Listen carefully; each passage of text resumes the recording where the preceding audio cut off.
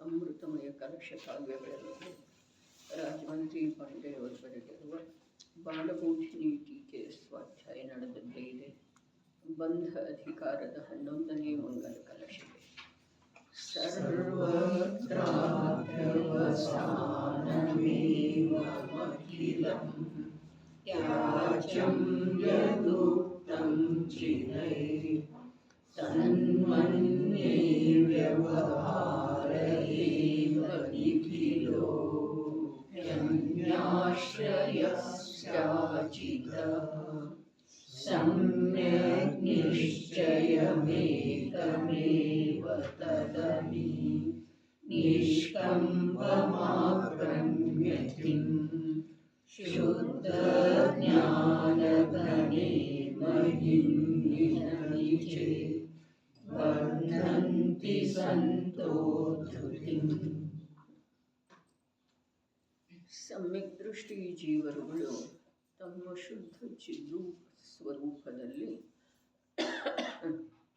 ಸ್ಥಿರತೆಯ ರೂಪದ ಸುಖವನ್ನು ಏಕೆ ಅನುಭವ ಮಾಡುವುದಿಲ್ಲ ಎಂದರೆ ಸರ್ವಥಾ ಮಾಡುತ್ತಾರೆ. ನಿಜದ ಮಹಿಮೆಯು ಹೇಗಿದೆ? ರಾಗಾದಿಗಳಿಂದ ರಹಿತವಿರುವಂಥ ಚೇತನಾ ಗುಣ ಸಮೂಹವಿದೆ. ಏನು ಮಾಡುವುದರಿಂದ?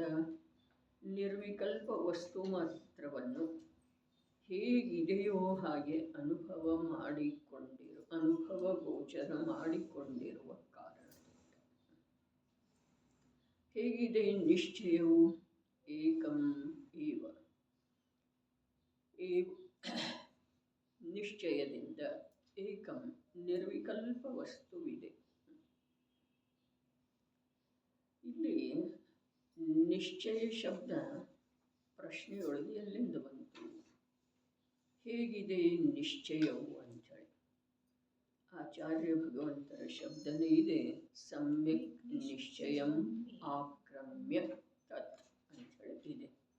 ಹಾಗಾದ್ರೆ ಆ ನಿಶ್ಚಯ ಹೇಗಿದೆ ಅಂತ ಪ್ರಶ್ನೆ ಮಾಡಿ ಅದಕ್ಕೆ ಉತ್ತರ ಮತ್ತು ಆಚಾರ್ಯ ಭಗವಂತರ ಪದಪುಂಜದಿಂದನೇ ಮಾಡುತ್ತಾರೆ. ಹೇಗಿದೆ ನಿಶ್ಚಯ? ಏಕಂ ಏವ. ನಿಶ್ಚಯದಿಂದ ನಿರ್ವಿಕಲ್ಪ ವಸ್ತು ಮಾತ್ರವಿದೆ. ನಿಶ್ಚಯ ಆಗಿದೆ, ನಿಶ್ಚಯದಿಂದನ ನಿರ್ವಿಕಲ್ಪ ವಸ್ತು ಮಾತ್ರ ಇದೆ. ನಿಶ್ಚಯಕ್ಕೆ ಮತ್ತು ನಿಶ್ಚಯ ಅಂಥೇಳಿ ಹೇಳಿದ್ದಾರೆ. ನಿಶ್ಚಯ ಹೇಗಿದೆ ಅಂಥೇಳಿ ಕೇಳಿದ ನಂತರ ನಿರ್ವಿಕಲ್ಪ ವಸ್ತು ಮಾತ್ರ ಇದೆ ಅಂಥೇಳಿ ಹೇಳಲಿಲ್ಲ. ನಿಶ್ಚಯದಿಂದ ಮತ್ತೆ ಯಾಕೆ ಹೇಳಿದ್ದಾರೆ? ನಿಶ್ಚಯ ಹೇಗಿದೆ ಅಂಥೇಳಿ ಕೇಳಿದ ನಂತರ ನಿಶ್ಚಯದಿಂದ ಮತ್ತೆ ಅದಕ್ಕೆ ಹೇಳಿದರು. ಸಂದೇಹ ಬರಬೇಕಲ್ಲ. ಹೇಗಿದೆ ನಿಶ್ಚಯ ಅಂಥೇಳಿ ಹೇಳಿದರೆ ನಿಶ್ಚಯ ಅಲ್ಲಿ ಆಚಾರ್ಯ ಭಗವಂತರ ಶಬ್ದದ ಅರ್ಥ ಏನು ಮಾಡಿ ಬಂದಿದ್ದರು? ನಿರ್ವಿಕಲ್ಪ ವಸ್ತು ಮಾತ್ರ ಅಂತ ಹೇಳಿದರು. ನಿಶ್ಚಯ ಸಮ್ಯಕ್ ನಿಶ್ಚಯದ ಅರ್ಥ ನಿರ್ವಿಕಲ್ಪ ವಸ್ತು ಮಾತ್ರ ಅಂತೇಳಿ ಹೇಳಿದರು. ಹಾಗಾದ್ರೆ ಆ ನಿಶ್ಚಯ ಆಗಿದೆ ಅಂಥೇಳಿ ಮತ್ತೆ ಪುನಃ ಪ್ರಶ್ನೆ ಮಾಡಿ ಆಚಾರ್ಯ ಭಗವಂತರೇ ಹೇಳಿರುವ ಮಾತು ಹೇಳ್ತಾ ಇದ್ದಾರೆ. ಏಕಂ ಏವ.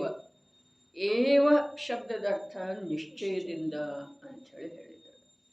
ನಿಶ್ಚಯ, ಆ ನಿಶ್ಚಯದಿಂದ ನಿರ್ವಿಕಲ್ಪ ವಸ್ತು ಮಾತ್ರ ಇದೆ ನೋಡಪ್ಪ. ಆ ನಿಶ್ಚಯ ಅರೆ ನಿರ್ವಿಕಲ್ಪ ವಸ್ತು ಅಂಥೇಳಿ ಹೇಳಿದ ನಂತರ ಮತ್ತೆ ನಿಶ್ಚಯದಿಂದ ನಿರ್ವಿಕಲ್ಪ ವಸ್ತು ಅಂಥೇಳಿ ಹೇಳೋದು ಅವಶ್ಯಕ ಏನಿತ್ತು? ಅವಶ್ಯಕ ಇದೆ. ಯಾಕೆ ಅಂತಂದ್ರೆ ಆ ನಿರ್ವಿಕಲ್ಪ ವಸ್ತು ಕೂಡ ಆಗಿದೆ ವ್ಯವಹಾರದಿಂದ ವಿಕಲ್ಪ ರೂಪ ಇದೆ, ಭೇದ ರೂಪ ಇದೆ. ಭೇದ ಬರೇ ಕಥನದೊಳಗಿಲ್ಲ, ವಸ್ತುವಿನೊಳಗೆ ಭೇದ ಇದೆ. ಆದರೆ ಸಮ್ಯಕ್ ಅನ್ನುವಂಥ ಒಂದು ವಿಶೇಷಣದ ಪ್ರಯೋಗ ಆಗಿದೆ ಅಲ್ಲ, ಆ ವಿಶೇಷಣದ ಬಲದಿಂದ ಆ ನಿಶ್ಚಯದೊಳಗೆ ಅರ್ಥಾತ್ ಆ ನಿರ್ವಿಕಲ್ಪ ವಸ್ತು ಮಾತ್ರದೊಳಗೆ ಯಾವ ಭೇದ ಇದಾವೆಯೋ, ಯಾವ ವಿಕಲ್ಪ ಇದೆಯೋ ನೋಡ್ರಿ. ಬರೇ ಭೇದದ ಹೆಸರು ವಿಕಲ್ಪ ಅಲ್ಲ, ಭೇದದ ಹೆಸರಂತೂ ವಿಕಲ್ಪನೇ ಇದೆ ರೀ. ಆದ್ರೆ ವಿಕಲ್ಪ ಶಬ್ದ ಬರೇ ಭೇದದ ಕಡೆಗೆ ಸಂಕೇತ ಮಾಡ್ತಿದೆ, ಹೀಗಲ್ಲ. ಈ ವಿಕಲ್ಪ ಶಬ್ದ ಏನಿದೆ ಅಲ್ಲ, ಇದ ಅಭೇದವನ್ನ ಭಿನ್ನ ಪದಾರ್ಥದಿಂದ ಬೇರೆ ಕೂಡ ಮಾಡ್ತಿದ್ದೇವೆ. ಇನ್ನೊಂದ್ಸಲ, ಅಭೇದವನ್ನ ಭಿನ್ನ ಪದಾರ್ಥಗಳಿಂದ ಬೇರೆ ಕೂಡ ಮಾಡ್ತಿದೆ. ಪದಾರ್ಥದೊಳಗ ಆತ್ಮನೊಳಗ, ಆತ್ಮ ವಸ್ತುವಿನೊಳಗ ಅನಂತ ಭೇದ ಇದ್ದಾವೆ.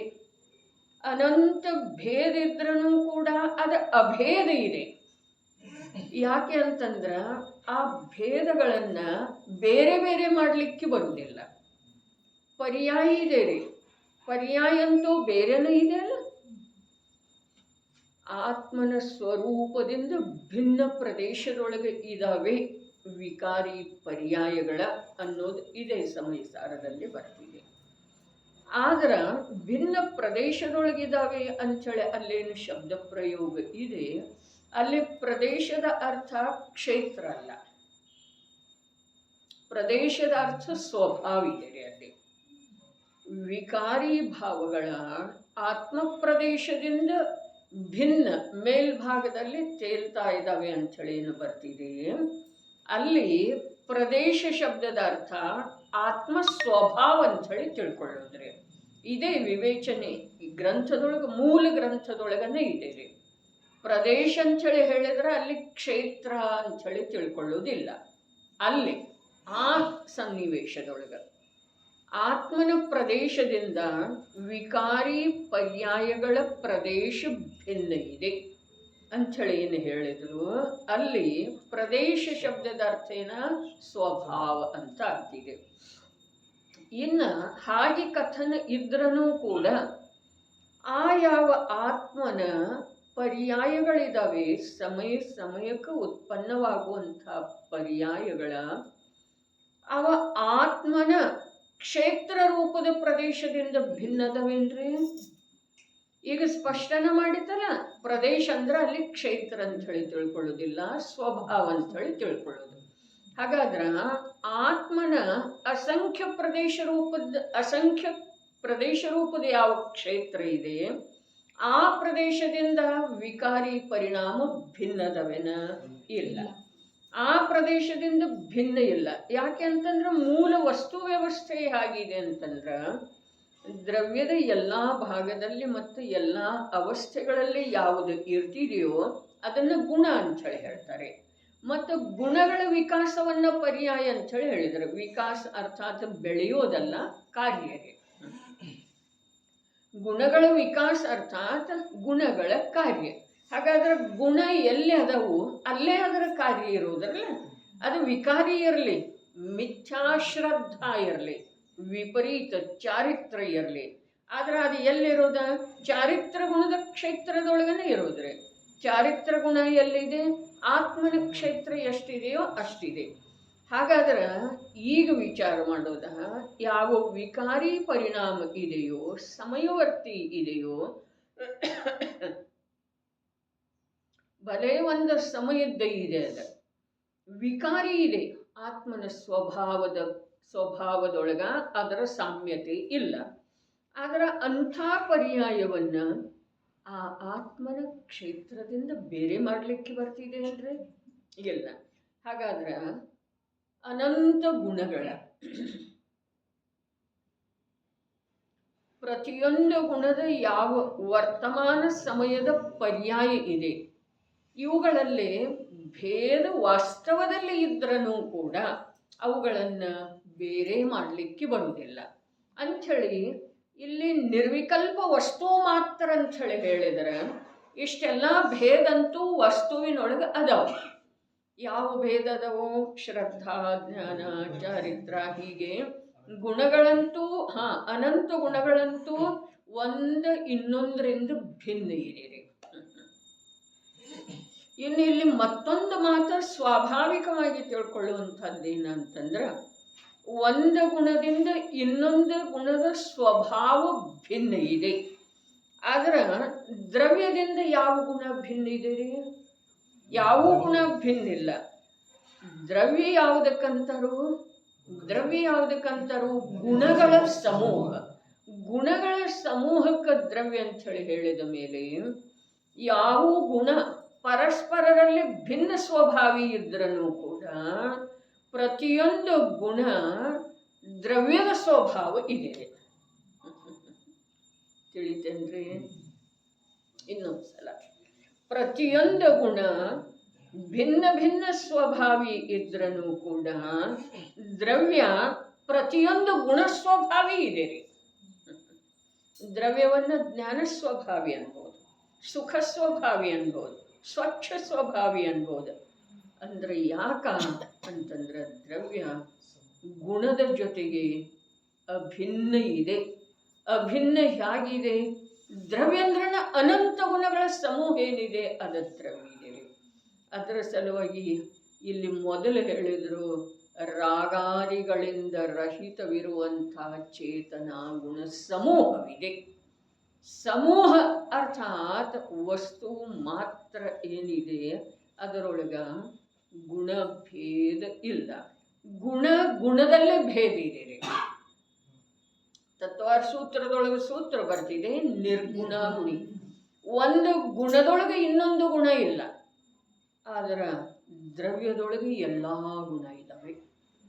ಒಂದು ಗುಣದ ಹಾಗೆ ಇನ್ನೊಂದು ಗುಣ ಇಲ್ಲ. ಆದ್ರೆ ದ್ರವ್ಯ ಎಲ್ಲ ಗುಣದ ಏನಿದೆ ಸಮೂಹ ಇದೆ. ಇದು ಒಂದು ಮಾತು. ಇನ್ನು ಶುದ್ಧ ಪರ್ಯಾಯ, ಅಶುದ್ಧ ಪರ್ಯಾಯ. ಅಶುದ್ಧ ಪರ್ಯಾಯ, ಅಶುದ್ಧ ಪರ್ಯಾಯ ಇವು ಹೇಗದವು? ಒಂದು ಇನ್ನೊಂದರಿಂದ ಭಿನ್ನದವ್ರೆ. ರಾಗರೂಪದ ಪರ್ಯಾಯನೂ ಅಶುದ್ಧ ಇದೆ, ದ್ವೇಷ ರೂಪದ ಪರ್ಯಾಯನೂ ಅಶುದ್ಧ ಇದೆ. ರಾಗರೂಪದ ಪರ್ಯಾಯ ದ್ವೇಷ ರೂಪದ ಪರ್ಯಾಯದಿಂದ ಭಿನ್ನ ಇದೆ. ಇನ್ನು ರಾಗರೂಪದ ಪರ್ಯಾಯನ ಮತ್ತೊಂದು ರಾಗರೂಪದ ಪರ್ಯಾಯದಿಂದ ಭಿನ್ನ ಇದೆ. ರಾಗ ದ್ವೇಷ ಮೊದಲಾದ ಅಶುದ್ಧ ಪರಿಣಾಮಗಳಿಂದ ಶುದ್ಧ ಪರಿಣಾಮ ಬೇರೆ ಇದೆ ರೀ, ಪರ್ಯಾಯ ಬೇರೆ ಇದೆ. ಆದ್ರೆ ಯಾವ ಸಮಯದೊಳಗೆ ಯಾವ ಪ್ರಕಾರದ ಪರ್ಯಾಯ ಯಾವ ಗುಣದ ಇದೆಯೋ ಆ ಪರ್ಯಾಯದಿಂದ ಆ ಗುಣ ಆ ಸಮಯದೊಳಗೆ ಬೇರೆ ಇಲ್ಲ. ಯಾವ ಸಮಯದೊಳಗ ಯಾವ ಗುಣದ ಯಾವ ಪರ್ಯಾಯ ಇದೆಯೋ ಆ ಪರ್ಯಾಯದಿಂದ ಆ ಗುಣ ಬೇರೆ ಇಲ್ಲ. ಆ ಸಮಯ ಸಾಪೇಕ್ಷ. ಮತ್ತು ಆ ಪರ್ಯಾಯದಿಂದ ಯುಕ್ತವಿರುವಂಥ ಆ ಗುಣದಿಂದ ಕೂಡ ದ್ರವ್ಯ ಬೇರೆ ಇಲ್ಲ. ಯಾವ ಸಮಯದೊಳಗ ಯಾವ ಪರ್ಯಾಯದಿಂದ ಯಾವ ಗುಣ ಯುಕ್ತ ಇದೆಯೋ ಆ ಪರ್ಯಾಯ ಆ ಗುಣದಿಂದ ಬೇರೆ ಇಲ್ಲ. ಒಂದು ಮಾತು.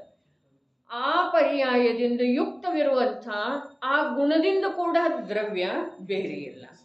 ದ್ರವ್ಯ ಕೂಡ ಎಂಥ ಗುಣದ್ದು ಎಂಥ ಪರ್ಯಾಯ ಇದ್ರೂ ಅದರ ಜೊತೆಗೆ ಆ ಸಮಯದೊಳಗಾದ ಅಭೇದ ಇದೆ. ಇನ್ನು ಭಿನ್ನ ಯಾಕೆ ಹೇಳಿದ್ರು? ಭಿನ್ನ ಯಾಕೆ ಹೇಳಿದ್ರು ಅಂತಂದ್ರೆ ಅವು ಪರಸ್ಪರರೊಳಗೆ ಬೇರೆ ಅದಾವ್ರೆ. ಒಂದು ಸಮಯದ ಪರ್ಯಾಯದ ಹಾಗೆ ಅಶುದ್ಧನೇ ಇದ್ರೂ ಇನ್ನೊಂದು ಸಮಯದ ಪರ್ಯಾಯ ಇಲ್ಲ. ಅದರ ಹಾಗೆ ಇಲ್ಲ, ಅದರ ಹಾಗೆ ಇಲ್ಲ. ಈ ಅಪೇಕ್ಷಾದಿಂದ ಅವುಗಳಲ್ಲಿ ಭೇದ ಇದೆ. ಆದರೆ ವರ್ತಮಾನದ ಒಂದು ಸಮಯದ ದ್ರವ್ಯವನ್ನು ನೀವು ಅವಲೋಕನೆ ಮಾಡಿದ್ರೆ ಅದು ಅನಂತ ಭಿನ್ನ ಭಿನ್ನ ಭಿನ್ನ ಭಿನ್ನ ಸ್ವಭಾವದ ಗುಣಗಳ ಸಮೂಹ ಇದ್ರೂ ಕೂಡ ಆ ಯಾವೊಂದು ಗುಣದಿಂದ ದ್ರವ್ಯ ಭಿನ್ನ ಇಲ್ಲ. ಮತ್ತು ಆ ಸಮಯದ ಆ ಗುಣದ ಯಾವ ಪರ್ಯಾಯ ಇದೆಯಲ್ಲ ಆ ಪರ್ಯಾಯ ರೂಪಿ ಗುಣದಿಂದ ಕೂಡ ದ್ರವ್ಯ ಅಭಿನ್ನ ಇದೆ, ಅಭೇದ ಇದೆ. ಆದ್ರೂ ಕೂಡ ಗುಣಭೇದ ಮತ್ತು ಪರ್ಯಾಯ ಭೇದ ಯಾಕೆ ಹೇಳಿದರು? ವಸ್ತು ಸಾಪೇಕ್ಷಂತೂ ಭಿನ್ನತೆ ಇಲ್ಲ. ಯಾವುದರಲ್ಲೇ ಇಲ್ಲ? ಗುಣದಲ್ಲೇನೂ ಇಲ್ಲ. ಗುಣದ ಯಾವುದೇ ಶುದ್ಧ ಅಶುದ್ಧ ಪರ್ಯಾಯದಲ್ಲಿ ಕೂಡ ಆಯಾ ಸಮಯದೊಳಗ ದ್ರವ್ಯ ಯಾವ ಯಾವ ಅನಂತ ಗುಣಗಳಿದಾವೆಯೋ ಎಷ್ಟು ಇದಾವೆಯೋ ಅಷ್ಟೆಲ್ಲ ಗುಣಗಳ ಜೊತೆಗೆ ಅಭೇದ ಇದೆ. ಇಷ್ಟು ಮಾತ್ರ ಅಲ್ಲ, ಆಯಾ ಗುಣದ ಆಯಾ ಸಮಯದೊಳಗೆ ಯಾವ ಪ್ರಕಾರದ ಪರ್ಯಾಯ ಇದೆಯೋ ಆ ಪರ್ಯಾಯ ಸಹಿತ ಗುಣದಿಂದ ಆ ದ್ರವ್ಯ ಅಭಿನ್ನ ಇದೆ ರೀ. ಹಾಗಿರುವಳೆದೊಳಗ ವಿಕಲ್ಪ ಯಾಕೆ ಹೇಳಿದರು? ಭೇದ ಯಾಕೆ ಇಲ್ಲಿ? ಭೇದ ಅಂದ್ರೆ ವಿಕಲ್ಪ. ವಿಕಲ್ಪ ಯಾಕೆ ಹೇಳಿದ್ರು ಅಂತಂದ್ರೆ ಒಂದು ಗುಣ ಇನ್ನೊಂದು ಗುಣದ ಹಾಗೆ ಇಲ್ಲ, ಒಂದು ಪರ್ಯಾಯ ಇನ್ನೊಂದು ಪರ್ಯಾಯದ ಹಾಗೆ ಇಲ್ಲ, ಮತ್ತು ಇನ್ನೊಂದು ಪರ್ಯಾಯದ ಸಮಯದೊಳಗೆ ಇಲ್ಲ.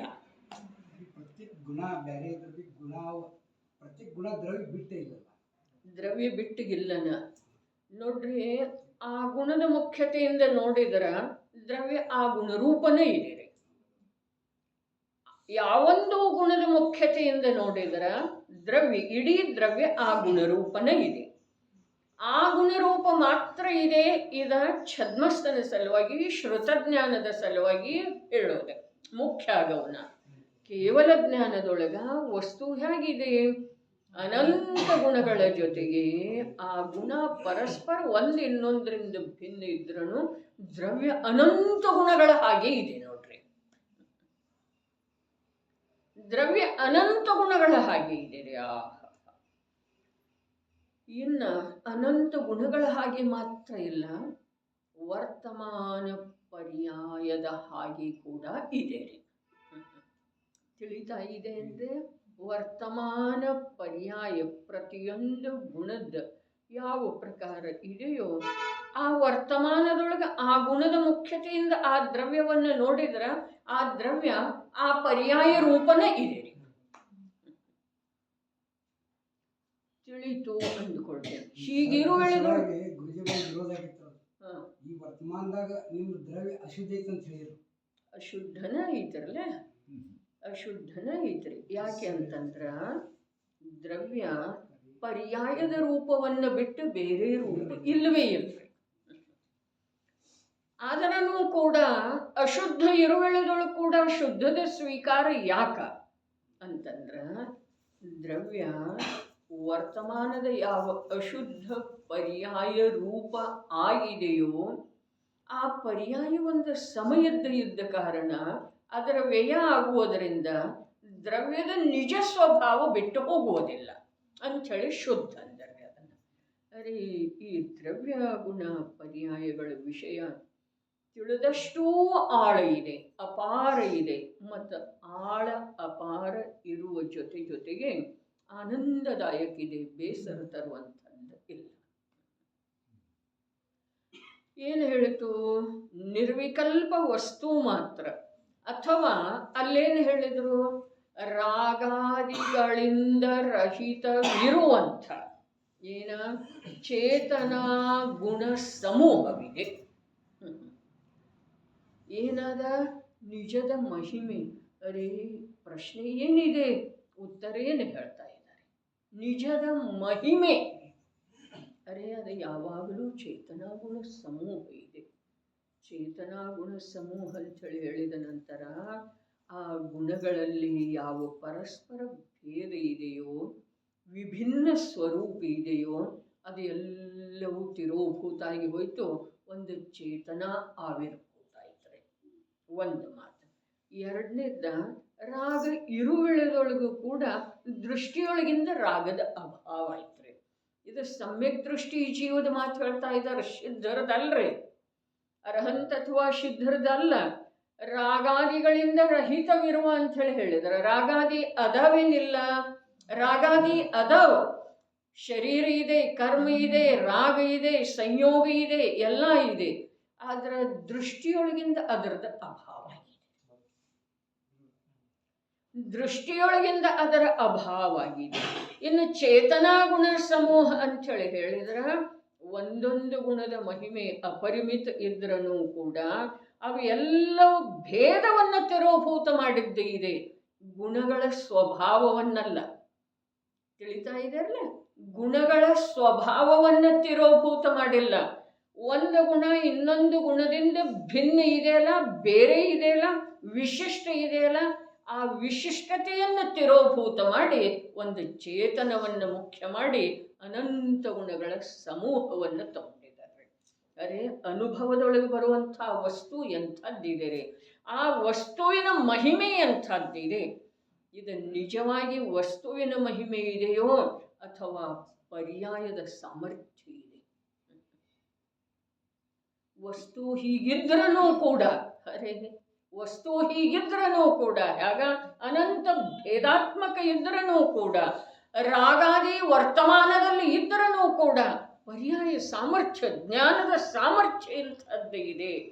ಆ ಭೇದವನ್ನು ನೋಡುವುದಿಲ್ಲ, ಅದನ್ನೆಲ್ಲ ತಿರೋಭೂತ ಮಾಡಿ ಒಂದು ಚೇತನವನ್ನು ಆವಿರ್ಭೂತ ಮಾಡಿದ್ದಿದೆ. ಮತ್ತು ಯಾವ ರಾಗ ಕ್ಷಣಿಕ ಇದೆ, ಯಾವ ಸಂಯೋಗ ಭಿನ್ನ ಇದೆ, ಯಾವ ಕರ್ಮ ಭಿನ್ನ ದ್ರವ್ಯ ಇದೆ, ಅವುಗಳನ್ನೆಲ್ಲ ದೃಷ್ಟಿಯೊಳಗಿಂದ ಅಭಾವಗಳಿದೆ. ನಿಜದ ಮಹಿಮೆ ಅದು ನಿಜ ಸ್ವರೂಪದ ಮಹಿಮೆ ಅಲ್ಲ, ನಿಜವನ್ನು ತಿಳಿಯುವಂಥ ವರ್ತಮಾನ ಸಾಮರ್ಥ್ಯದ ಮಹಿಮೆ. ತ್ರಿಕಾಲಿ ವಸ್ತುವಿನ ಮಹಿಮೆ ಇರುವುದರಿಂದ ಜೀವ ಸಂಸಾರ ಸಾಗರವನ್ನು ದಾಟುತ್ತಾನೋ, ದುಃಖವನ್ನು ಭೋಗಿಸುವುದಿಲ್ಲವೋ, ಬಂಧದಿಂದ ರಹಿತ ಆಗ್ತಾನೋ, ಅಥವಾ ವರ್ತಮಾನದೊಳಗ ಆ ವಸ್ತುವನ್ನು ಹೇಗಿದೆ ಹಾಗೆ. ಅದಕ್ಕೆ ಹೇಳಿದರು, ಯಾವ ಕಾರಣ ನಿರ್ವಿಕಲ್ಪ ವಸ್ತು ಮಾತ್ರವನ್ನು ಹೇಗಿದೆಯೋ ಹಾಗೆ ಅನುಭವ ಗೋಚರ ಮಾಡಿಕೊಂಡಿರುವ ಕಾರಣದಿಂದ. ಇಲ್ಲಿ ಕೆಲಸ ಎಲ್ಲ ಯಾರ್ದಿದೆ? ಪರ್ಯಾಯ ಇದ್ದೇನೆ. ಪರ್ಯಾಯ ಏನು ಮಾಡ್ತಾ ಇದೆ ಅದು ಪರ್ಯಾಯ. ಇಂದು ನಮಗೆ ತಮಗ ಇಂಥ ಒಂದು ಸಾಮರ್ಥ್ಯ ಶಕ್ತಿ ಪರ್ಯಾಯದೊಳಗೆ ತಾನಾಗಿನ ಉಪಲಬ್ಧ ಇದೆ. ಅದರದ್ದು ಉಪಯೋಗ ಮಾಡಿಕೊಳ್ಳೋದಿದೆ. ಲಬ್ಧ್ಯುಪಯೋಗೋ ಭಾವೇಂದ್ರಿಯ ಹೇಳಿದ್ರಲ್ಲ, ಲಬ್ಧಿ ಮತ್ತು ಉಪಯೋಗ. 5 ಇಂದ್ರಿಯಗಳ ಮೂಲಕ ಕಾರ್ಯ ಮಾಡುವಂಥ ಶಕ್ತಿ ಉಪಲಬ್ಧ ಇದೆ ರೀ. ಅದರ ಉಪಯೋಗ ಹೇಗಾಗ್ತಿದೆ? 1 ಇಂದ್ರಿಯದ ಮೂಲಕನ ಒಂದು ಸಮಯದೊಳಗೆ ಆಗ್ತಿದೆ. 5 ಇಂದ್ರಿಯಗಳ ಮೂಲಕ ಉಪಯೋಗ ಆಗುವುದಿಲ್ಲರಿ. ಲಬ್ಧಿ 5 ಇಂದ್ರಿಯಗಳದ್ದು ಇದೆ ರೀ. ಇದೇ ಸಿದ್ಧಾಂತವನ್ನು ಆಧಾರವಾಗಿಟ್ಕೊಂಡ ನಮ್ಮ ಪರ್ಯಾಯದೊಳಗೆ ಎಂಥ ಶಕ್ತಿ ಉಪಲಬ್ಧ ಇದೆ ಅಂತಂದ್ರೆ ಈ ಅನಂತ ಅನಂತ ಅನಂತ ಅನಂತ ಆಕಾಶದ ಪ್ರದೇಶದ ಅನಂತ ಗುಣಿತ ಯಾವ ಗುಣಗಳಿದಾವೆಯೋ ಆ ಗುಣಗಳನ್ನು ಪ್ರತಿಯೊಂದರದ ಯಾವ ವಿಶಿಷ್ಟ ಸ್ವಭಾವ ಅನಂತತೆಯ ಸಿದ್ಧಿಯಾಗಬೇಕಾದ್ರೆ ಅವುಗಳದ ಪ್ರತಿಯೊಂದರ ಸ್ವಭಾವ ಬೇರೆ ಬೇರೆ ಇದೆ. ಹಾಗಾದ್ರೆ ಆ ಅನಂತ ಗುಣ ಸಮೂಹವನ್ನು ಒಂದು ಚೇತನ ಮಾತ್ರದಿಂದ ಮುಖ್ಯ ಮಾಡಿ, ಒಂದು ಚೇತನ ಮಾತ್ರದಿಂದ ಗ್ರಹಣ ಮಾಡಿ, ರಾಗಾದಿ ಕರ್ಮಾದಿ ಶರೀರಾದಿ ಸಂಯೋಗಾದಿಗಳು ಇದ್ರೂ ಕೂಡ ಅವುಗಳಿಂದ ದೃಷ್ಟಿಯೊಳಗಿಂದ ಅಭಾವ ಮಾಡಿ ಈ ನಿರ್ವಿಕಲ್ಪ ವಸ್ತು ಮಾತ್ರವನ್ನು ಅನುಭವ ಗೋಚರ ಮಾಡಿಕೊಳ್ಳುವಂಥ ಸಾಮರ್ಥ್ಯ ನಮ್ಮ ಪರ್ಯಾಯದೊಳಗೆ ಲಬ್ಧ ಇದೆ ರೀ. ಅದು ಉಪಯೋಗ ಆಗಬೇಕಷ್ಟೇ. ಅದನ್ನು ನಾವು ಬಳಸಿಕೊಳ್ಳಬೇಕು. ಆ ರೂಪದಿಂದ ಆ ಕಾರ್ಯದ ಸಲುವಾಗಿ ಅದನ್ನು ಬಳಸಿಕೊಂಡ್ರೆ ನಿಜವಾಗಿ ನಾವು ಕೂಡ ಇಂಥದೇ ಜೀವನವನ್ನು ಜೀವಿಸಬಹುದಾಗಿದೆ. ಆ ನಿಜದ ಮಹಿಮೆಯ ಜೊತೆಗೆ ಜೀವನ ಮಾಡಬಹುದಾಗಿದೆ. ಎಲ್ಲಿ ನಿಜದ ಮಹಿಮೆ ಇದೆಯಲ್ಲ, ನಿಜದ ಮಹಿಮೆ ಹೇಗಿದೆ ರೀ? ನಿಜದ ಮಹಿಮೆ ಹೇಗಿದೆ? ರಾಗಾದಿಗಳಿಂದ ರಹಿತವಿರುವ ಚೇತನಾ ಗುಣ ಸಮೂಹವಿದೆ. ಹಾಗಾದ್ರೆ ಇಂಥ ಮಹಿಮೆಯಿಂದ ಜೀವನಿಗೆ ದುಃಖದ ನಾಶ ಆಗ್ತಿದೆ, ಬಂಧದ ಅಭಾವ ಆಗ್ತಿದೆ, ಸಾಕ್ಷಾತ್ ಮುಕ್ತ ಸ್ವರೂಪದ ಅನುಭವ ಆಗ್ತಿದೆ. ಮತ್ತು ನಿಕಟ ಅಲ್ಪ ಕಾಲದೊಳಗ ಅಂಥ ಮುಕ್ತ ಸ್ವಭಾವ ಸಾಧಿ ಅನಂತ ಕಾಲದವರೆಗೆ ಪ್ರಗಟ ಆಗಿ ಬರ್ತಿದೆ. ಮಹಿಮಾ ಬರಬೇಕು ಬೇಡ್ರಿ. ನನ್ನ ಮಹಿಮೆ ಎಂತ ಪೇಟೆಯೊಳಗೆ ಹೋದ ನಂತರ ಯಾವುದಾದ್ರೂ 1,000-2,000 ವಸ್ತುವನ್ನು ನೋಡಿದ ಮೇಲೆ 5,000 ರೂಪಾಯಿ ಹತ್ತಿರ ಇರು ವೇಳೆದೊಳಗ ಅವನಿಗೆ ಭಯ ಇರ್ತಿದೇನ್ರಿ? ಅವನು ನಿರಾಯಾಸವಾಗಿ ಆ ವಸ್ತುವನ್ನು, ಮನವಾಂಛಿತ ವಸ್ತುವನ್ನು ತಗೊಳ್ಳಬಹುದಾಗಿದೆ. ಅದೇ ಪ್ರಕಾರ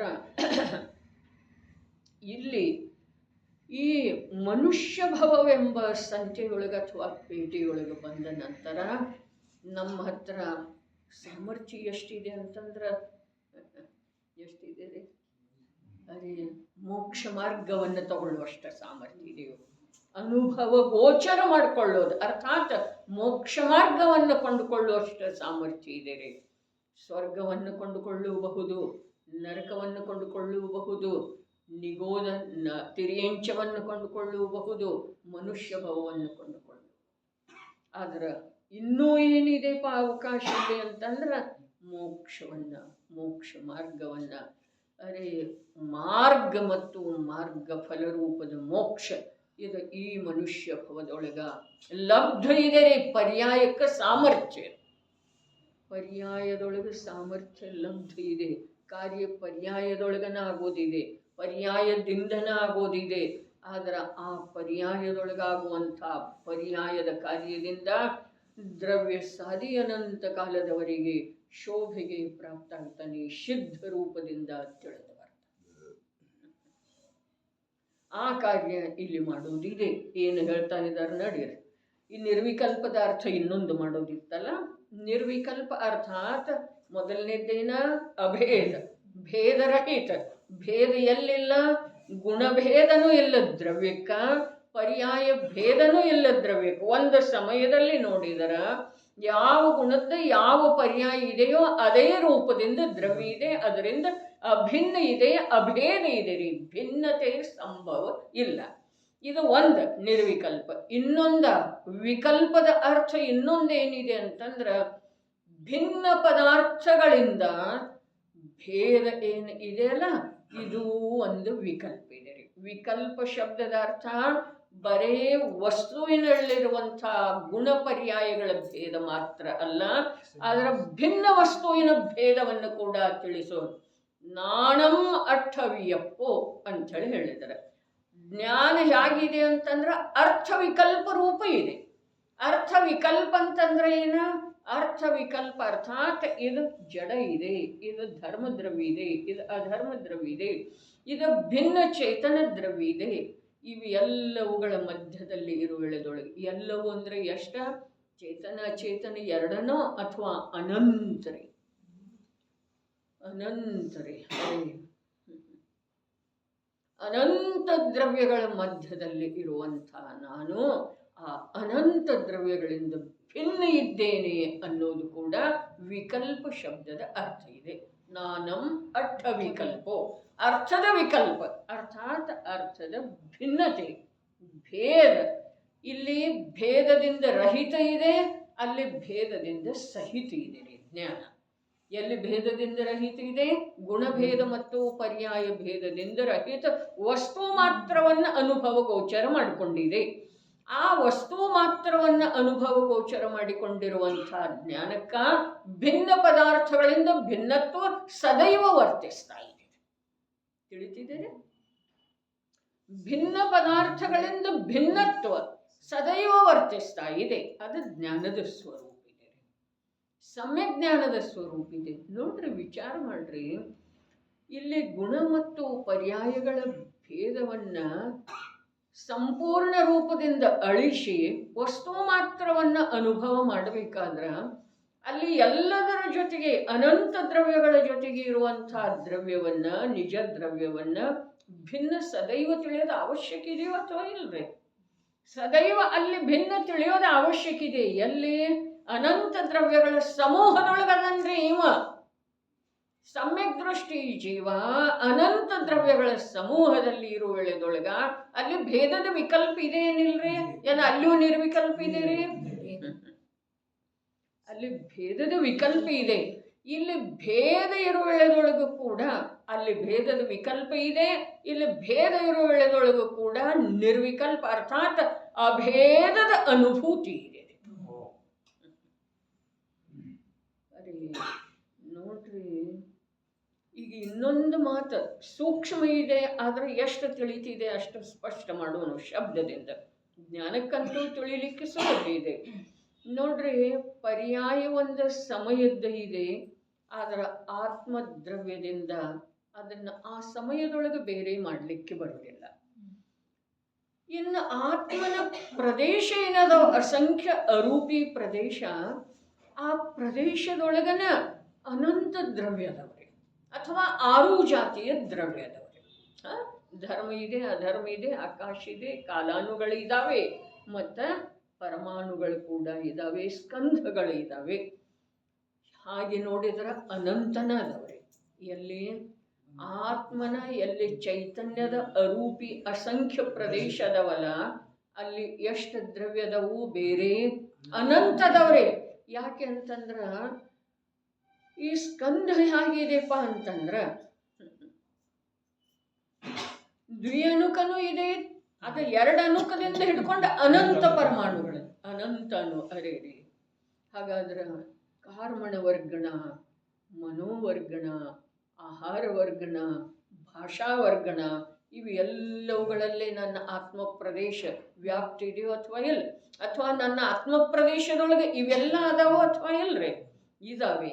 ಹಾಗಾದ್ರೆ ಇವೆಲ್ಲ ಇರುವಾಗ ಇವು ಎಲ್ಲವುಗಳಿಂದ ಭಿನ್ನ ಅಸಂಖ್ಯ ಪ್ರದೇಶದೊಳಗ ಚೇತನ ಗುಣ ಸಮೂಹದ ಅನುಭವ ಮಾಡೋದ ನಿಜವಾಗಿ ಜ್ಞಾನದ ಸಾಮರ್ಥ್ಯ ಅಂತದ್ಯ.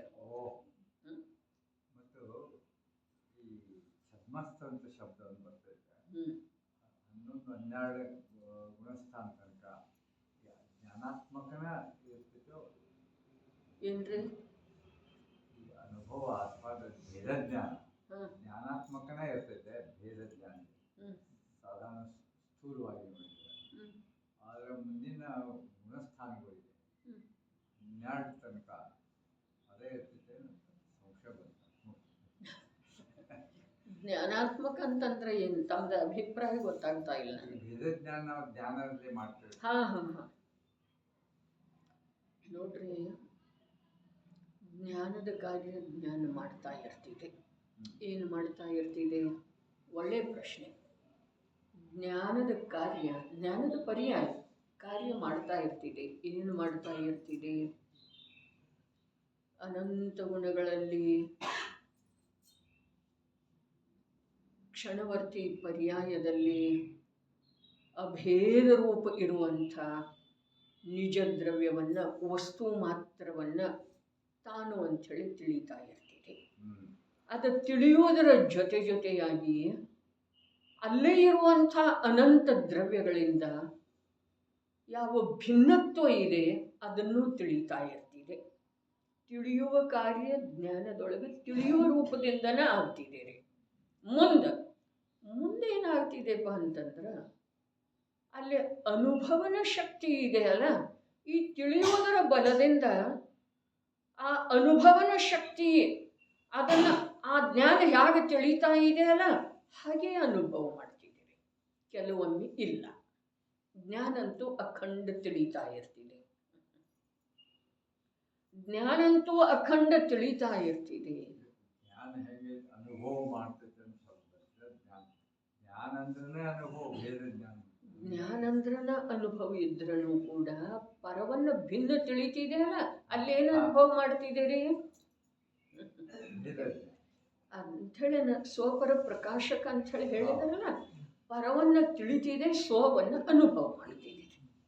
ಸ್ವದೊಳಗೆ ತನ್ಮಯ ಇದೆ, ಅಭೇದ ಇದೆ, ಮತ್ತು ಪರವನ್ನು ಪರರೂಪದಿಂದ ತಿಳಿತಾ ಇದೆ. ಪರವನ್ನು ಪರರೂಪದಿಂದ ತಿಳಿಯುವ ವೇಳೆದೊಳಗ ಸ್ವದ ಅನುಭವದೊಳಗೆ ಏನಾದರೂ ವ್ಯತ್ಯಯ ಬರ್ತಿದೆ, ಹೀಗೆ ಮಾತಿಲ್ಲ. ಸ್ವದ ಅನುಭವ ಮಾಡೋ ವೇಳೆದೊಳಗ ತಪ್ಪೇನ್ರೆ ಆ ಸ್ವದೊಳಗೆ ಪರವನ್ನು ಕೂಡ ಶೇರ್ಷ ಅನುಭವ ಮಾಡ್ತಿದೆ, ಹೀಗೂ ಇಲ್ರಿ. ಈಗ ನಾವು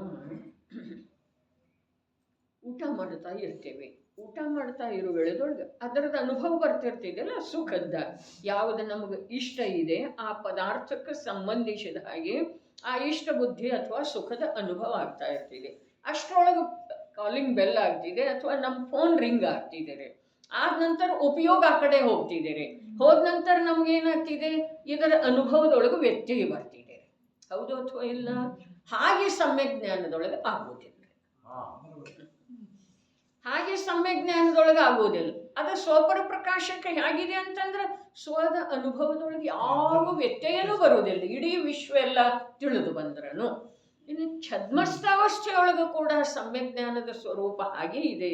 ಸ್ವದ ಅನುಭವ ಮಾಡುವ ವೇಳೆದೊಳಗೆ ಅರೆ ಮುನಿರಾಜರ ಉಪಸರ್ಗ ಆಗ್ತಾ ಇರ್ತಿದೆ, ಶ್ರಾವಕನಿಗೂ ರೋಗಾದಿಗಳ ಬಾಧೆ ಆಗ್ತಾ ಇರ್ತಿದೆ. ಆ ವೇಳೆದೊಳಗ ಜ್ಞಾನ ಸ್ವದ ಸ್ಥಾನದಲ್ಲಿ ಪೂರ್ಣ ರೂಪದಿಂದ ಸಮಗ್ರ ರೂಪದಿಂದ ತಿಳಿತಾ ಇದೆ ಮತ್ತು ಅದನ್ನು ಪರರೂಪದಿಂದ ತಿಳಿತಾ ಇದೆ. ಆ ಉಪಸರ್ಗವನ್ನು ಅಥವಾ ರೋಗಾದಿಗಳ ಬಾಧೆಯನ್ನು ಪರರೂಪದಿಂದ ತಿಳಿತಾ ಇದೆ. ಹೇಗಿದೆ ಹಾಗೆ ತಿಳಿತಾ ಇದ್ದೇನೆ. ಮಾತು ಇಷ್ಟ ಇದೆ, ಅದರ ಅನುಭವ ಅಂಶ ಮಾತ್ರ ಕೂಡ ಮಾಡೋದಿಲ್ಲ. ಅದಕ್ಕೆ ಸಮ್ಯಕ್ ಜ್ಞಾನ ಅಂತಾರೆ. ಅದನ್ನು ಹೇಗಿದೆ ಹಾಗೆ ತಿಳಿತಿದೆ. ಅದು ಹೇಗಿದೆ? ಭಿನ್ನ ದ್ರವ್ಯದ ಪರ್ಯಾಯ ಮಾತ್ರ ಇದೆ. ಇದು ಹೇಗಿದೆ? ಇದ ಅನಂತ ಅನಂತ ಒಂದಕ್ಕಿಂತ ಒಂದು ಮಹಿಮೆ ಹೇಳಕ್ಕೆ ಹೋದ್ರ ಅರೆ ಗುಣರತ್ನದ ಮಹಿಮೆ ಹೇಗೆ ಮಾಡೋದ? ಗುಣರತ್ನ ಭೂಷ ವಿಗತ ದೂಷ ಬರ್ತಿದೆಯಲ್ಲ ಪಂಚಪರಮೇಷ್ಠಿ ಸ್ತುತಿಯೊಳಗೆ.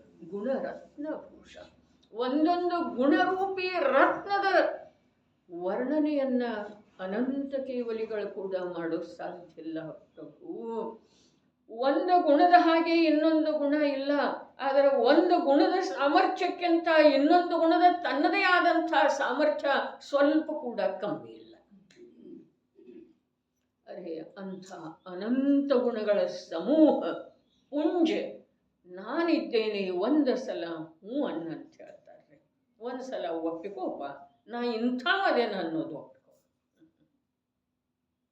ಅಲ್ಲಿ ಎಲ್ಲೆಲ್ಲೆಲ್ಲ ಒಪ್ಕೋತೇವಲ್ಲ, ಪೇಷಂಟ್ ಅಂಥೇಳಿ ಒಪ್ಕೋತೇವೇನಿಲ್ಲ, ಪ್ಯಾಸೆಂಜರ್ ಅಂಥೇಳಿ ಒಪ್ಕೋತೀವ ಅಥವಾ ಇಲ್ರಿ? ಹೇಗೆ ಒಪ್ಕೋತೀವ್ರಿ? ಹಾಗೆಲ್ಲ ಒಮ್ಮೆ ಇಲ್ಲಿ ಒಪ್ಕೊಳ್ಳಲ್ಲ. ಏನ ಅನಂತ ಅನಂತ ಒಂದೊಂದು ಗುಣದ ಮಹಿಮೆ ಅಪರಿಮಿತ. ಅಂಥ ಅಪರಿಮಿತ ಮಹಿಮೆಯುಳ್ಳ ಅನಂತ ಗುಣ ಸಮೂಹ ನಾನಿದ್ದೇನೆ. ನನ್ನಲ್ಲೇ ರಾಗದ ಒಂದು ಅಂಶ ಕೂಡ ಪ್ರವೇಶ ಮಾಡುವುದಿಲ್ಲ. ನನ್ನಲ್ಲೇ ದುಃಖ ಒಂದು ಅಂಶ ಕೂಡ ಉತ್ಪನ್ನ ಆಗುವಂಥ ಶಕ್ತಿ ಯಾವುದೂ ಇಲ್ಲ. ನನಗೆ ದೇಹದ ಬಾಧೆ ಇಲ್ಲ. ದೇಹ ನನ್ನಿಂದ ಅತ್ಯಂತ ಭಿನ್ನ ವಸ್ತು ಇದೆ. ಇಂಥ ಒಂದು ಸ್ವಭಾವವನ್ನು ಒಮ್ಮೆ ಒಪ್ಪಿಕೊಳ್ಳೋದಿದೆ.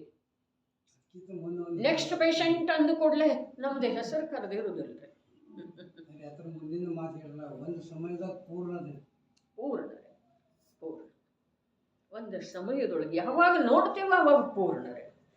ಎಲ್ಲಿಯವರೆಗೆ ನೋಡುವುದಿಲ್ಲ ಅಲ್ಲಿಯವರೆಗೆ ಅಪೂರ್ಣೇನ್ರಿ. ಎಲ್ಲಿಯವರೆಗೆ ನೋಡುವುದಿಲ್ಲ ಅಲ್ಲಿಯವರೆಗೆ ಅಭಾವನರೇ, ನಾಸ್ತಿನೇ.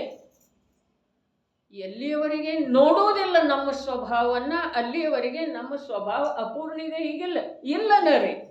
ಯಾವಾಗ ನೋಡ್ತೇವೋ ಆವಾಗ ಮೊದಲು ನೋಡ್ರೆ ಸ್ವಲ್ಪ ಕಾಣಿಸ್ತಿದೆ, ಅದರ ನಂತರ ಮತ್ತೊಂದು ಸ್ವಲ್ಪ ಅಧಿಕ ಕಾಣಿಸ್ತಿದೆ. ಹೀಗಿಲ್ಲ, ಪರಿಪೂರ್ಣನರೇ. ಇಂಥ ವಿಸ್ಮಯಕಾರಿ ವಸ್ತು ನಾನು ಸ್ವಯಂ ಇರುವ ವೇಳೆದೊಳಗ ಎಲ್ಲಿ ಏನು ಇಲ್ಲವೋ ಅಲ್ಲಿ ನಿರಂತರ ಲುಬ್ಧದೇನ್ರಿ, ಆಕರ್ಷಿತ ಇದ್ದೇನೆ. ಅರೆ ಮರಣ ಇನ್ನೊಂದು ಸಮಯದೊಳಗೆ ಬರೋದಿದೆ. ಆದ್ರೂ ಕೂಡ ನನ್ನನ್ನು ನಾನು ಆ ದೇಹ ಸಹಿತನ ಮನ್ನಿಸ್ತೇನಂತಂದ್ರೆ ಇದಕ್ಕೇನು ಅನ್ನೋದಿದೆ?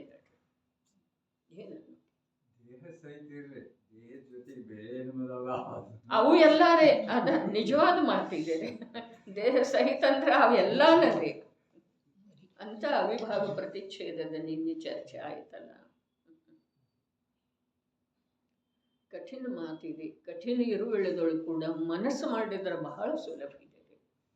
ನಮಗೆ ಮನಸ್ಸು ಮಾಡ್ತಾ ಇಲ್ಲ ನಾವು. ಯಾಕ ಅಂತಂದ್ರೆ ಅದರದೊಂದು ಸ್ವಲ್ಪನೂ ನಮಗೆ ಆಭಾಸ ಇಲ್ಲ. ಸ್ವಲ್ಪನೂ ರಂಚ ಮಾತ್ರ ಆಭಾಸ ನಹಿ ಅಂತೇಳಿ ಹೇಳಿದ್ರಲ್ಲ ಕ್ರಮಬದ್ಧ ಪರ್ಯಾಯದೊಳಗೆ. ಹಾಗೆ ರಂಚ ಮಾತ್ರ ಒಂದು ಸ್ವಲ್ಪ ಮಾತ್ರ ಕೂಡ ಅದರದ ಆಭಾಸ ಕಲ್ಪನಾ ಬರ್ತಾ ಇಲ್ಲ ನಮಗೆ. ಜ್ಞಾನಿ ಗುರುಗಳ ಹೇಳಿದ್ರನ್ನು ಕೂಡ. ಅರೆ ಅಪ್ಪಾಜಿ ಹೇಳಿದರಲ್ಲ, ಜೀವದ ವರ್ಣನೆಯನ್ನು ಸಾಕಷ್ಟು ಕೇಳಿದೆವು ಮತ್ತು ಸ್ವಯಂ ಜೀವದೆವು. ಆದರೂ ನಮಗೆ ಜೀವದ ಸ್ವರೂಪ ತಿಳಿಲಿಲ್ಲಲ್ಲ. ಹಾಗಾದ್ರೆ ದೇಹದ ಸ್ವರೂಪ ತಿಳ್ಕೊಂಡು ಅದರಿಂದ ಭಿನ್ನ ಆಗಲಿಕ್ಕೆ ಬರ್ತಿದೆ ಅಂತ ನೋಡೋಣ ಅಂಥೇಳಿ ಒಂದು ವಿಕ್ರಮ ಆರಂಭ ಮಾಡಿ.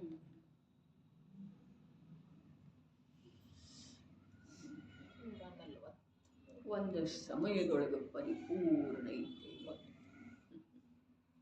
ನಿಗೋಧದಲ್ಲಿದೆ. ನಿಗೋಧದಲ್ಲಿ ಕೂಡ ಇಲ್ಲಿಯ ಮಾತನೇ ಏನಿದೆ. ಹಾಗಾದರೆ ಇಲ್ಲಿ ಅಲ್ಲಿಗೆ ಏನು ವ್ಯತ್ಯಾಸ ಇಲ್ಲ.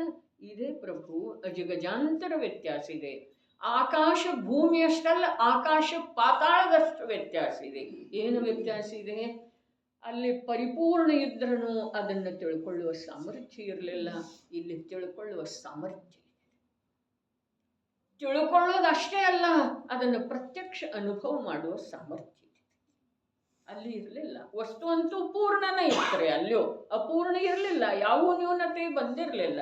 ಆದರೆ ಇಲ್ಲಿ ಒಂದೇ ಒಂದು ವಿಶೇಷತೆ, ಅಪೂರ್ವ ವಿಶೇಷತೆ, ಅರೆ ಉತ್ತರೋತ್ತರ ವಿಶೇಷತೆಯನ್ನು ಪ್ರಕಟಪಡಿಸುವಂತಹ ವಿಶೇಷತೆ ಇದೆ. ಏನ?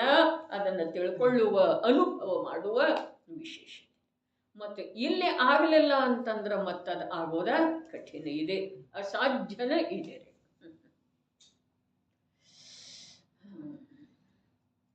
ಏನು ಹೇಳಿದ್ರು? ನಿಶ್ಚಯದಿಂದ ನಿರ್ವಿಕಲ್ಪವು ಹೇಗಿದೆ? ನಿಶ್ಚಯ ಆಗಿದೆ, ನಿಶ್ಚಯದಿಂದನೇ ನಿರ್ವಿಕಲ್ಪ ಇದೆ. ವ್ಯವಹಾರದಿಂದ ಹೇಗಿದೆ? ಭೇದರೂಪ ಇದೆಪ್ಪ. ವ್ಯವಹಾರದಿಂದ ಅಂದ್ರೆ ವ್ಯವಹಾರ ಅಸತ್ಯ, ಹೀಗೆ ಅರ್ಥ ಇಲ್ಲ ಅಲ್ಲ. ಆದರೆ ಆ ರೀತಿಯಿಂದ ನೋಡಿದರೆ ನಿನಗೆ ಈ ಲಾಭ ಆಗುವುದಿಲ್ಲ. ಈ ಲಾಭದ ಅಪೇಕ್ಷಾದಿಂದ ವ್ಯವಹಾರ ಇಲ್ಲಿ ಅಸತ್ಯ. ವ್ಯವಹಾರೋ ಅಭೂತಾರ್ಥ ಅಂಥೇಳಿ ಏನು ಹೇಳಿದ್ರು, ಅದಿಲ್ಲಿ ಅರ್ಥ ಏನ? ವ್ಯವಹಾರದಿಂದ ನೀನು ಆ ವಸ್ತುವನ್ನು ಭೇದರೂಪವಾಗಿ ನೋಡಿದಿ ಅಂತಂದ್ರೆ, ವಸ್ತು ವ್ಯವಹಾರದಿಂದ ಭೇದರೂಪ ಇದೆ, ನಿಶ್ಚಯದಿಂದ ಭೇದರೂಪ ಇದೆ. ವಸ್ತು ವ್ಯವಹಾರದಿಂದ ಭೇದರೂಪ ಇದೆ, ನಿಶ್ಚಯದಿಂದ ಭೇದರೂಪ ಇದೆ. ಭೇದರೂಪನೇ ಇದೆ. ಅದರ ಭೇದರೂಪ ನೋಡೋದು ವ್ಯವಹಾರ. ಭೇದ ರೂಪ ನೋಡೋದು ವ್ಯವಹಾರ ಇದೆ, ಅಭೇದ ರೂಪ ನೋಡೋದು ನಿಶ್ಚಯ ಇದೆ. ವಸ್ತು ಅಂತೂ ಭೇದಾಭೇದ ರೂಪ ಇದೆ. ಅನೇಕಾಂತ ಮತ್ತು ಶಾದ್ವಾದ. ಶಾದ್ವಾದ ಏನ? ಭೇದ ರೂಪ ನೋಡೋದು ವ್ಯವಹಾರ. ದೃಷ್ಟಿಯೊಳಗೆ ಜ್ಞಾನದೊಳಗಿದ್ದೀರಿ, ವಸ್ತುವಿನೊಳಗೆ ನಯ ಇಲ್ಲ. ನಯ ಎಲ್ಲದವು ಜ್ಞಾನದೊಳಗ್ರೆ. ಜ್ಞಾನದೊಳಗದವು ಇನ್ನೂ ಸ್ವಲ್ಪ ಹೇಳಿದ್ರೆ ಆ ಕಥನದೊಳಗದ, ವಸ್ತುವಿನ ಕಥನದೊಳಗೆ. ತಿಳಿದ ಮೇಲೇನ ಕಥನ ಆಗೋದಲ್ಲ, ಕಥನದೊಳಗೆ. ಅದರ ಸಲುವಾಗಿ ವಕ್ತಾರನ ಅಭಿಪ್ರಾಯವನ್ನು ನಯವೆಂದು ಹೇಳುತ್ತಾರೆ. ಅವನ ಅಭಿಪ್ರಾಯ ಹಾಗೆ ತಿಳಿದಿದ್ದಾನಲ್ಲ. ವಸ್ತುವಿನೊಳಗೆ ನಯ ಇಲ್ಲ. ವಸ್ತುವಿನೊಳಗೆ ಭೇದಾಭೇದ ಎರಡೂ ಜೊತೆಗೆ ಅದವ್ರೆ, ನಿತ್ಯಾನಿತ್ಯ ಎರಡೂ ಜೊತೆಗೆ ಅದವ್ರೆ. ಮೊದಲು ಯಾವ್ದ? ಲಾಭದಾಯಕ ಯಾವ್ದ? ಅರೆ ಲಾಭ ಹಾನಿ ನಿನ್ನ ನೋಡುವಿಕೆಯೊಳಗಿದೆ.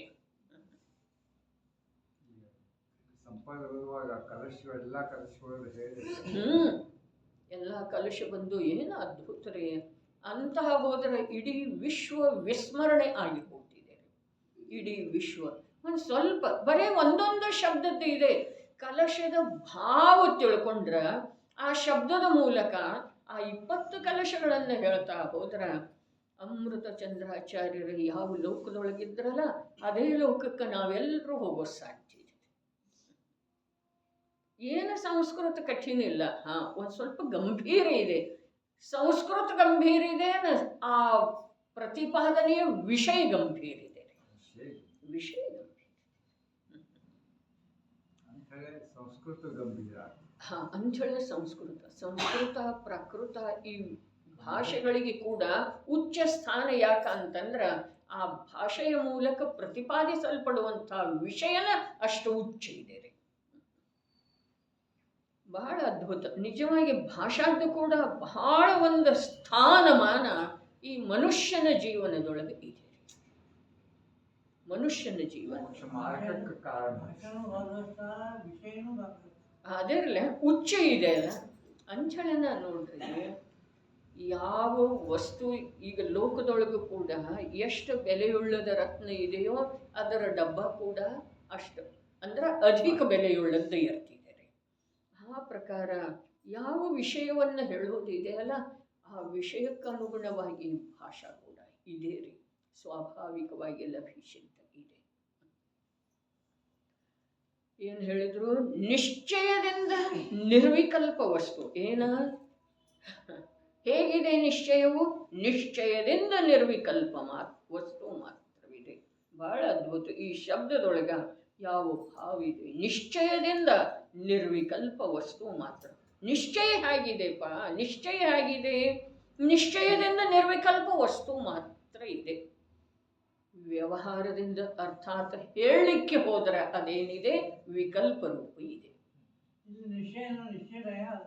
ನಯ ಅಲ್ರಿ, ಇಲ್ಲಿ ನಯ ಅಲ್ಲ. ಅದಕ್ಕೆ ಠಾಮ್ ನಿರ್ಣಯ ರೀ. ಅದಕ್ಕೆ ಏನು ಇಲ್ಲ, ಯಾವುದೇ ಪ್ರಕಾರದ ಅದಕ್ಕೆ ತೋಡ ಇಲ್ಲ, ಪ್ರಶ್ನೆ ಇಲ್ಲ, ಯಾವುದೇ ಪ್ರಕಾರದಿಂದ ಆ ಪ್ರಶ್ನೆನೇ ಇಲ್ಲ ಅಂದಮೇಲೆ ಅದಕ್ಕೆ ಮತ್ತೆ ಬಿಡಿಸೇಳು ಉತ್ತರದ ಮಾತು ಬರುತ್ತೆ. ಮತ್ತೆ ಅದರೊಳಗೆ ಭೇದ ಆಗ್ತಿತ್ತಲ್ಲ. ಅದೇ ನೋಡ್ರಿ, ನಿಜವಾಗಿ ನಿಶ್ಚಯ ಬೇರೆ ಮತ್ತು ನಿಶ್ಚಯ ನಯ ಬೇರೆ ಇದೆ. ನಯ ಬೇರೆ. ಹೇಗಿದೆ ನಿಶ್ಚಯವು? ನಿಶ್ಚಯದಿಂದ ನಿರ್ವಿಕಲ್ಪ ವಸ್ತು ಮಾತ್ರವಿದೆ. ಮತ್ತೆ ಹೇಗಿದೆ? ಈಗ ಬಂತ ನಿಷ್ಕಂಪನೆ, ಎಲ್ಲ ಉಪಾಧಿಗಳಿಂದ ರಹಿತವಿದೆ. ನಿಷ್ಕಂಪ, ನಿಷ್ಕಂಪ, ಎಲ್ಲ ಉಪಾಧಿಗಳಿಂದ ರಹಿತವಿದೆ.